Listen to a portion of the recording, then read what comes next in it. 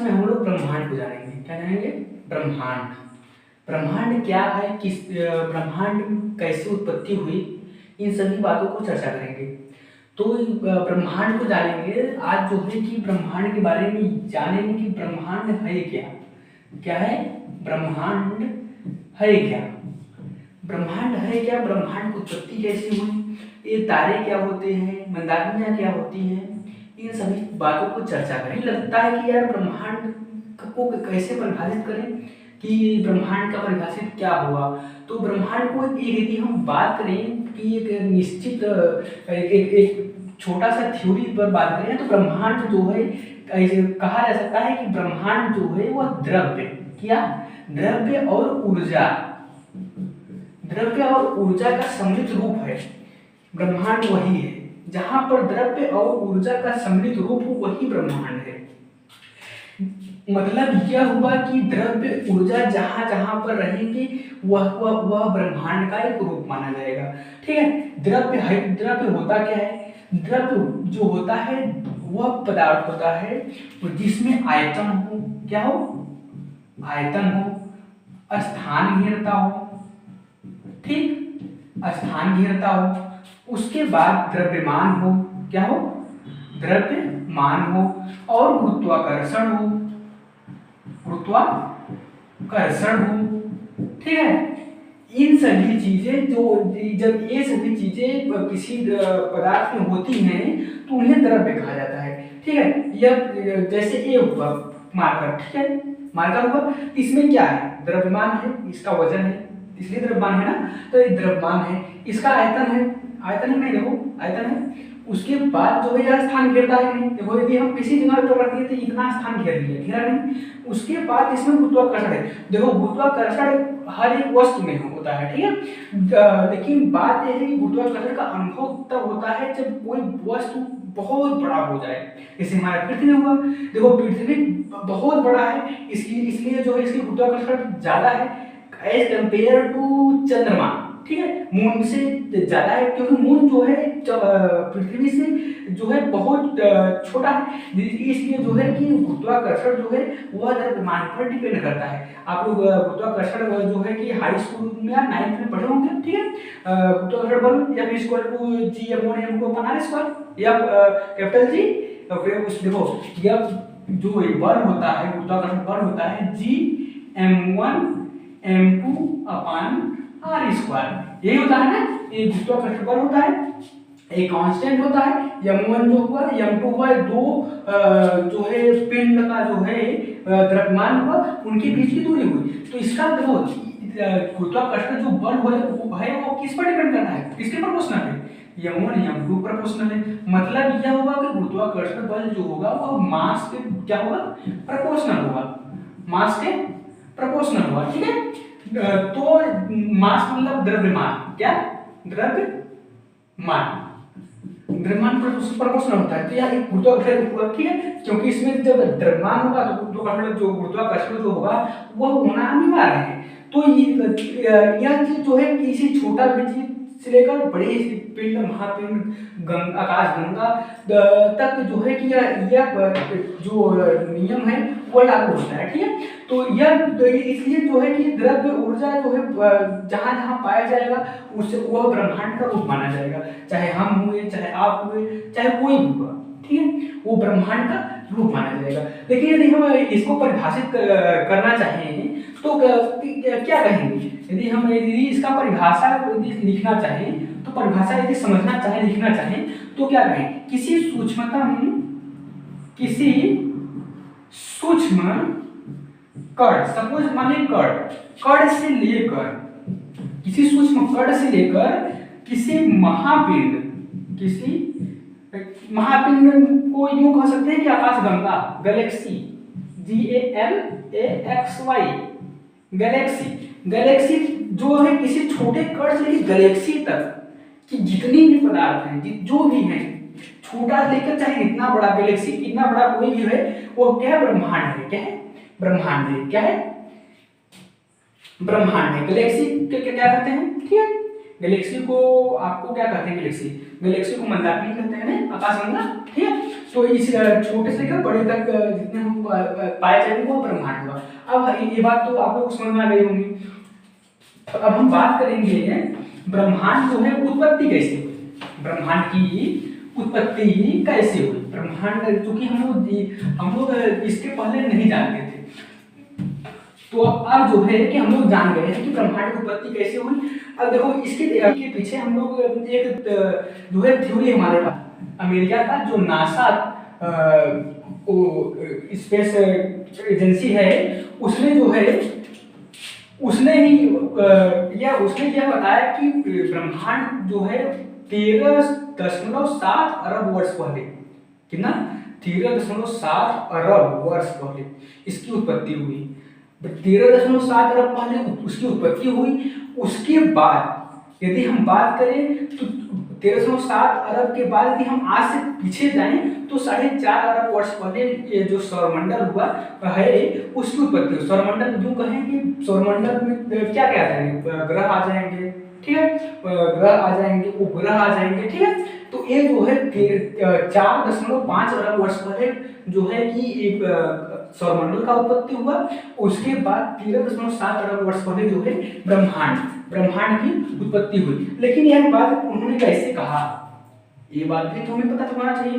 यह जो है ब्रह्मांड की उत्पत्ति उन्होंने क्या देखकर कहा कि वो ब्रह्मांड की उत्पत्ति जो है 13.7 अरब वर्ष पहले हुआ। तो इसके पहले हम जो है ये बात बताने से पहले हम ब्रह्मांड के बारे में एक थ्योरी बताएंगे। ब्रह्मांड जो की थ्योरी जो है उन्होंने एब्जॉर्ब लेवेंटियर, इससे पहले बिग बैंग थ्योरी को समझते हैं, ठीक है। बिग बैंग थ्योरी है क्या बिग बैंग थ्योरी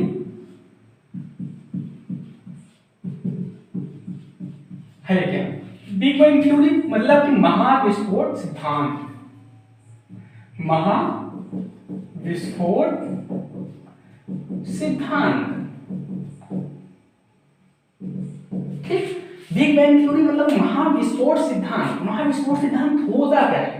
तो महाविस्फोट सिद्धांत में उन्होंने इस थ्योरी का जो है कि प्रतिपादन जो है उन्होंने किया था, जो कि पादरी थे, क्या थे? पादरी एंड खगोलज्ञ थे, खगोलज्ञ, ठीक। उनका नाम था एब्जॉर्ड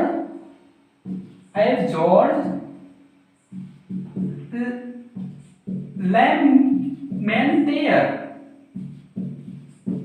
उनका नाम था एब्जॉर्ड लेमेंटेयर। उन्होंने बिग बैंग की थ्योरी दी। उन्होंने यह बताया, देखो क्या बताया कि यह बात जो है आप लोगों को सुनना चाहिए, थोड़ा सा गौर कीजिएगा क्योंकि यह बात बहुत महत्वपूर्ण बात है, ठीक है। उन्होंने यह कहा कि ब्रह्मांड की उत्पत्ति जो है एक छोटे से कण, क्या ये देख रहे हो, छोटा सा, एक छोटा सा मतलब कि एक बहुत छोटा सा कण पदार्थ था जो बहुत छोटा था, ठीक है। वो पदार्थ जो है कि वह पदार्थ ऐसा था कि उसका जो तापमान, टेम्परेचर क्या था? टेम्परेचर वह इंफिनिटी था। टेम्परेचर क्या था? तापमान इंफिनिटी था एंड उसका डेंसिटी भी इंफिनिटी था। डेंसिटी, ठीक है, डेंसिटी मतलब कि घनत्व, क्या घनत्व। उन्होंने क्या बताया कि एक छोटा सा कण, अंतरिक्ष में एक छोटा सा कण था जिसका टेम्परेचर जो है इंफिनिटी था एंड उसका डेंसिटी भी इंफिनिटी था। क्या था? डेंसिटी भी इंफिनिटी था। हुआ क्या, देखो ध्यान दो। अब आप लोग सोच रहे होंगे कि ये कैसा कि छोटा सा कण है उसका डेंसिटी इतना ज्यादा है, तो इससे ब्रह्मांड की उत्पत्ति कैसे हुआ? एक इतना छोटा सा कण है, सपोज मानिए इतना छोटा सा कण है, यदि इस छोटे से कण के विस्फोट से ब्रह्मांड की उत्पत्ति हो जाएगी, ये कैसे पॉसिबल है? तो हम बता रहे हैं, इसकी व्याख्या हम आप लोग यह बात जो है आपको डेंसिटी में ही पता चल जाएगी। किसमें? डेंसिटी में ही पता चल जाएगी, मतलब घनत्व। तो घनत्व जब इंफिनिटी होगा तो देखो क्या होता है, हम लोग जानते हैं कि घनत्व रो इज इक्वल टू क्या होता है? मास डिवीजन वॉल्यूम। मास डिवीजन वॉल्यूम मतलब कि द्रव्यमान बटे आयतन इक्वल टू घनत्व। घनत्व बराबर द्रव्यमान बटे आयतन। देखो ध्यान दो, जब तो इसमें आप लोग क्या देख रहे हो? इसमें इस संबंध में आप लोग यदि क्लास 9th में पढ़े होंगे तो क्लास 9th में आप लोगों को छोटी छोटी बातें बताई गई होंगी, तो उसमें यह भी बताया गया होगा कि जो डेंसिटी होता है, डेंसिटी हुआ होता है मास के क्या होता है, प्रोपोर्शनल होता है। प्रोपोर्शनल का मतलब क्या होता है? प्रोपोर्शनल मतलब समानुपात। क्या होता है? समानुपात। प्रोपोर्शनल मतलब समानुपात, मतलब यह होता है कि जब घनत्व बढ़ेगा, क्या होगा? घनत्व बढ़ेगा। जब घनत्व बढ़ेगा तो द्रव्यमान भी बढ़ेगा। यह जो है समानुपात का नियम है।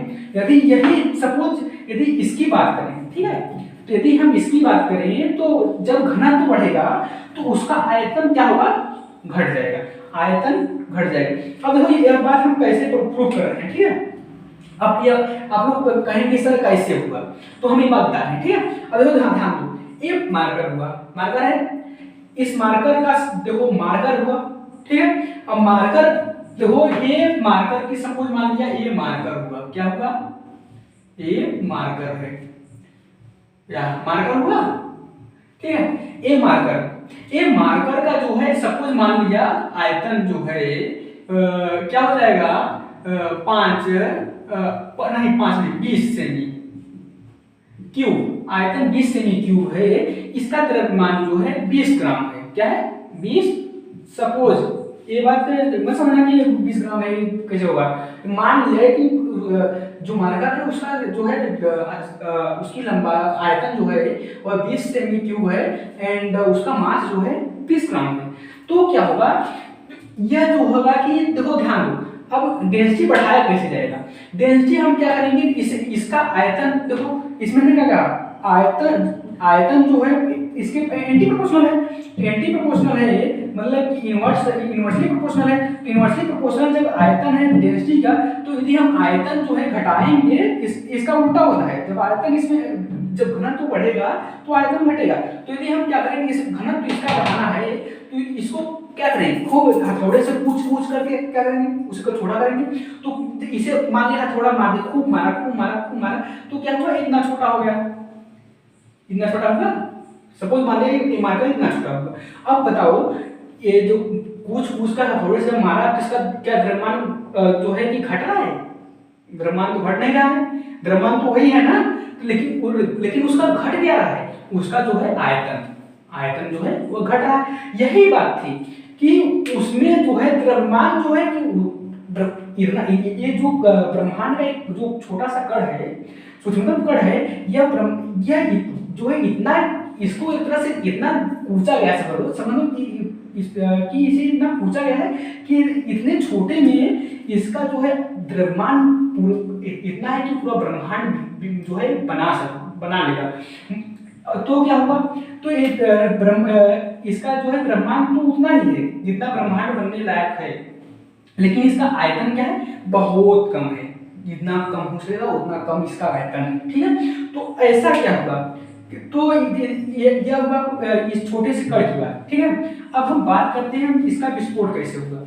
देखो जो है ब्रह्मांड जो है, ब्रह्मांड में टेम्परेचर जो है इन्फिनिटी था, डेंसिटी जो है इसका इन्फिनिटी था।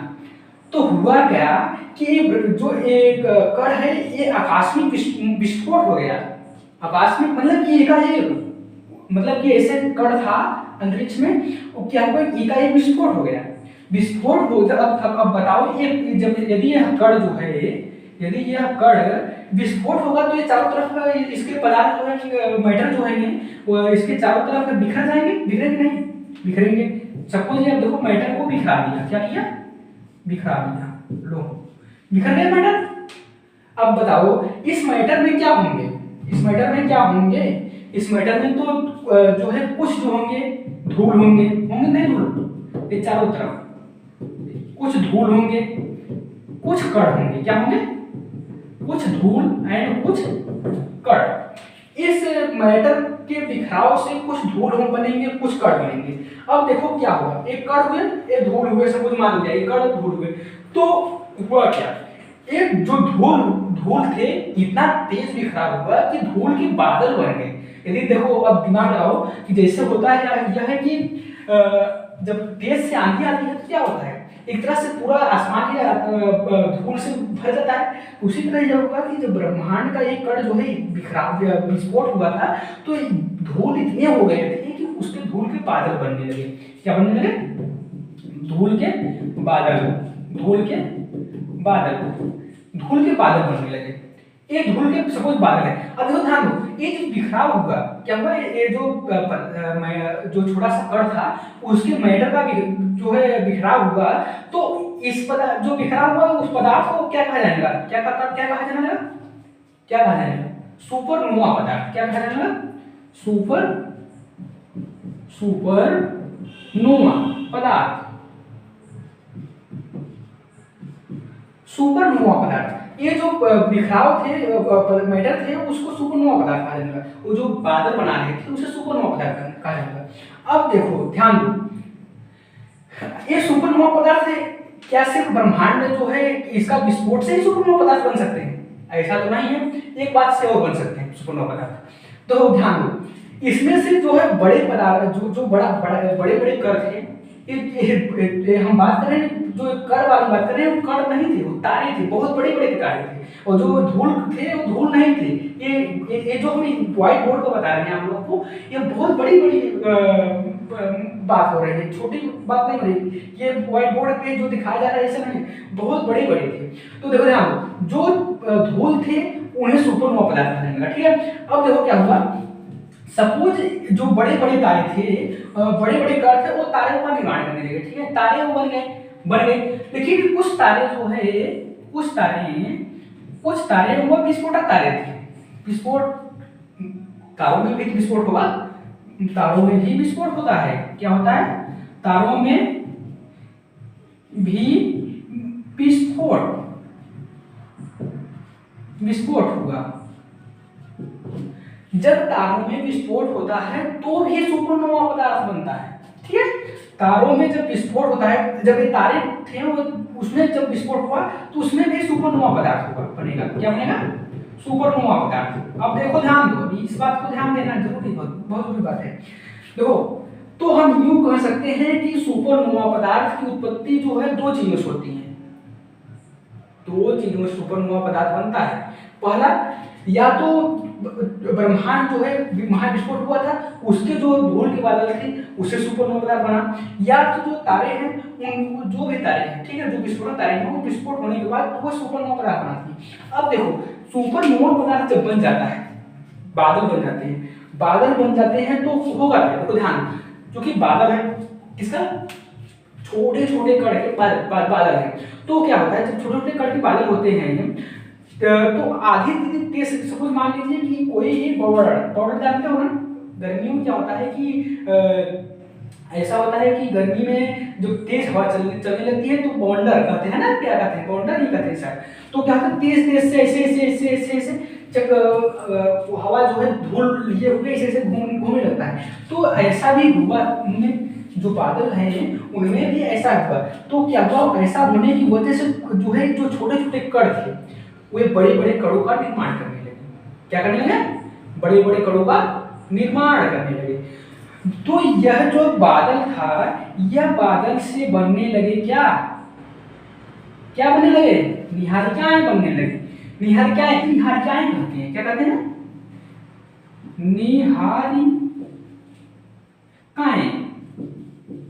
निहारिका कहते हैं। क्या कहते हैं? तो ये निहारिकाएं, देखो ध्यान दो, जो छोटे छोटे कण थे वे बड़े बड़े कणों में मिलने लगे। तो क्या हुआ, जब छोटे छोटे कण जो है बड़े बड़े कणों में मिलने लगे, उनसे क्या हुआ? तारों का निर्माण हुआ। क्या हुआ? तारों का निर्माण हुआ। तो इससे जो है निहारिकाओं से तारों का निर्माण होने लगा। क्या होगा? तारों का निर्माण होने लगा।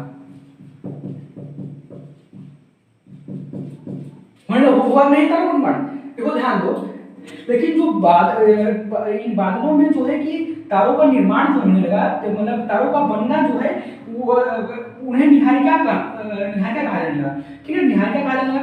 इस निहारिकाओं को एक बात और कहा जाता है। क्या कहता है? देखो, तारों के निर्माण होने ये लोग निहारिकाएं करते हैं, इसलिए इन्हें तारों का नर्सरी कहा जाता है। क्या कहा जाता है? तारों का नर्सरी, तारों का नर्सरी। क्यों कहा जाता है निहारिकाओं को तारों का नर्सरी क्यों कहा जाता है? इसलिए कहा जाता है क्योंकि यहाँ पर तारों का निर्माण होता है। अब देखो, अब क्या हुआ, यही क्रिया इसमें भी होगा, जो विस्फोट होगा इसमें सुपरनोवा पदार्थ बनेगा।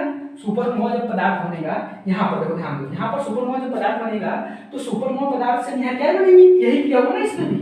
ये जो एक क्रिया ब्रह्मांड इसमें होगा, इसमें तारों का निर्माण होगा, छोटे तारों का निर्माण होगा, यही क्रिया तो बड़े तारे हैं उन तारों का जो विस्फोट होगा तो उन सुपरनोवा पदार्थ बनेगा। सुपरनोवा पदार्थ से जो है बादल बनेगा, बादल से जो है निहारिकाएं बनने लगेगी और ये निहारिकाएं जो है वो तारों का निर्माण करने लगेगी। इसका मतलब यह क्रिया जो है तारों का निर्माण होने की क्रिया न सिर्फ ब्रह्मांड की उत्पत्ति से हुआ, ब्रह्मांड की उत्पत्ति के साथ साथ जो तारों का बड़े बड़े तारे थे उनके विस्फोट के साथ भी जो है छोटे छोटे तारे बनने लगे। ठीक है, ये बात समझ में आई। अब देखो, ये बात यहाँ से यहाँ तक आ गई, हम लोग तारों का निर्माण हो गया, तारों का निर्माण हो गया। अब क्या होगा, तारों और तारों के निर्माण के समूह, ये जो तारे हैं, ये जो तारे सपोज मान लीजिए तारे हैं, ठीक है, ये जो तारों का समूह है, ऐसे ऐसे तारों के समूह बनने लगे। क्या बनने लगे? कुछ तारों के समूह ऐसे ऐसे हो गए। ठीक है, ये तारों का समूह होने लगे। ठीक है, ध्यान दो, ये जो तारों का समूह होने लगे, ऐसे कुछ तारों का समूह है। तो जो निहारिकाओं से तारों का समूह बनने लगा, तारों का निर्माण होने से तारों का समूह बनने लगा, इन्हें क्या कहा जाने लगा? मंदाकिनी कहा जाने लगा। क्या कहा जाने लगा? मंदाकिनी। तारों के समूह को क्या कहा जाता है? मंदाकिनी। इन्हें क्या कहता है? मंदाकिनी। क्या कहा जाता है? तारों के समूह को क्या कहा जाने लगा? तारों का समूह होता है। क्या होता है? तारों का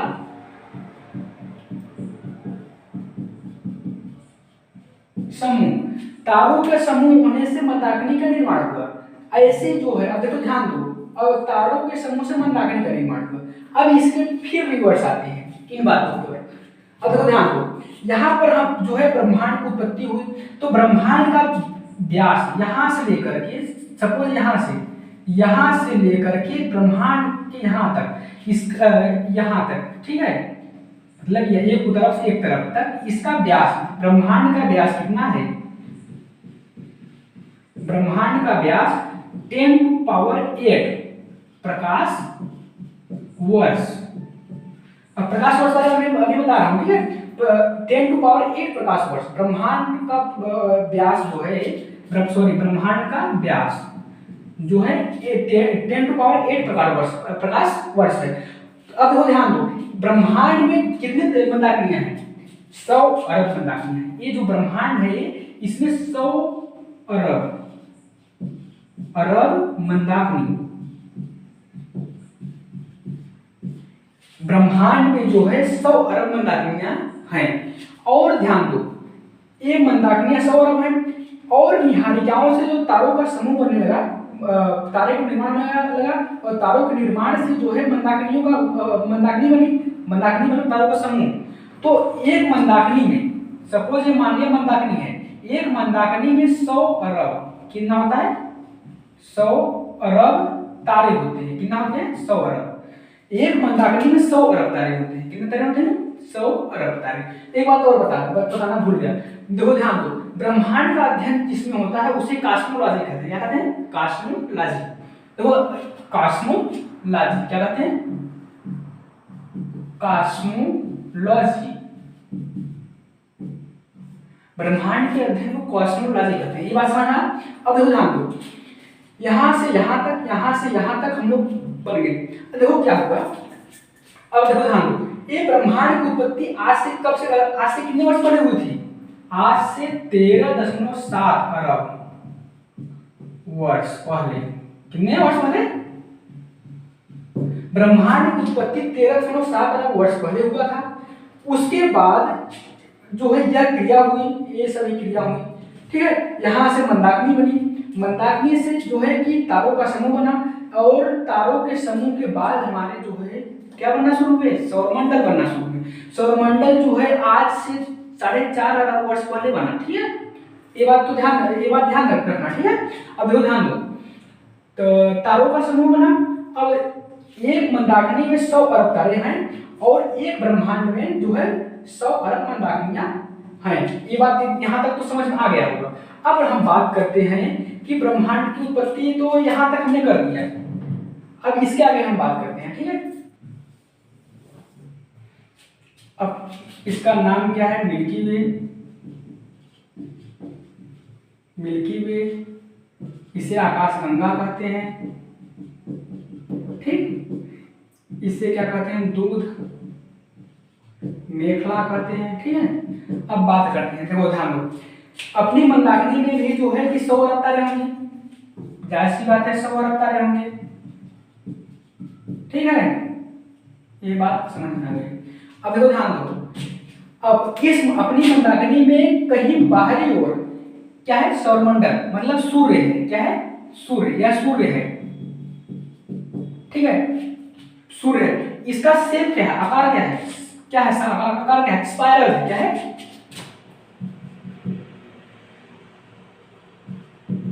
स्पाइरल है, सर्पिला है, सर्पिला, सर्पिला है, ठीक है। स्पाइरल है, RAL, स्पाइरल, ठीक है। अब देखो ध्यान दो, ये सूर्य है, तो सूर्य से इसके मंदाकिनी के बीच की दूरी कितना है? 30,000 प्रकाश वर्ष। कितना है? प्रकाश वर्ष कितना है? 30,000 प्रकाश वर्ष। कितना है? 30,000 प्रकाश वर्ष। सूर्य सूर्य सूर्य जो है परिक्रमा कर रहा है, किस साल से परिक्रमा कर रहा है? वह 250 किलोमीटर प्रति सेकेंड, 250 किलोमीटर पर सेकेंड की स्पीड से जो वह क्या है? गति कर रहा है, ठीक है। इसकी चक्कर लगा रहा है, ठीक है, इसका चक्कर लगा है। और यह जो है पूरी मंदाकिनी मतलब कि मिल्की वे, आकाश गंगा का जो है चक्कर जो है चक्कर लगा रहा है। और इसका परिक्रमण काल क्या होता है? जो है 25 करोड़, जो है 25 करोड़ वर्ष लगता है। यह जो है सूर्य जो है, इसे यहां से लेकर पूरा चक्कर लगाने में इसे 25 करोड़ वर्ष लगता है। कितना लगता है? 25 करोड़। सोचो, 25 करोड़। इस 25 करोड़ वर्ष लगता है, जिसे क्या कहते हैं? ब्रह्मांड। क्या कहते हैं?